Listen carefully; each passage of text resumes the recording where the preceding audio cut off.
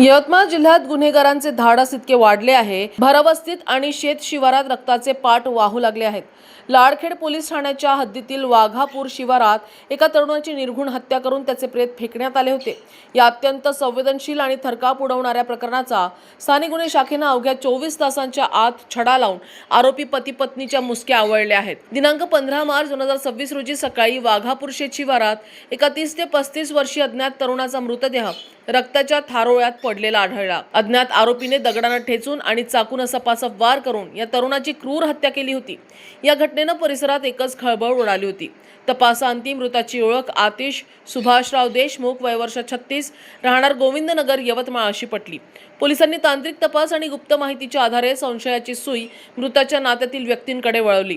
तपासात धक्कादायक वास्तव समोर आले। मृत आतिश याची आरोपी महिला रुपाली अंकुश खोडे हिच्याशी जुने प्रेम संबंध होते। या संबंधातून आतिश हा रुपालीला वारंवार त्रास देऊन तिचा पती अंकुश नागोराव खोडे याला जीवे मारण्याची धमकी देत होता। या जाचाला कंटाळून आणि आतिशचा काटा काढण्याच्या उद्देशाने खोडे दाम्पत्याने त्याचा गेम करण्याचा कट रचला। 14 मार्चच्या रात्री आरोपींनी आतिशला वाघापूर शिवारात बोलावून घेतले। तिथे पती पत्नीने संगनमत करून आतिशवर चाकूने हल्ला केला आणि दगडाने त्याचे डोके ठेचून त्याला जागीच ठार केले। रक्ताने माखलेला हा मृतदेह तिथेच टाकून आरोपी पसार झाले होते। मात्र कायद्याच्या हातापासून ते वाचू शकले नाहीत।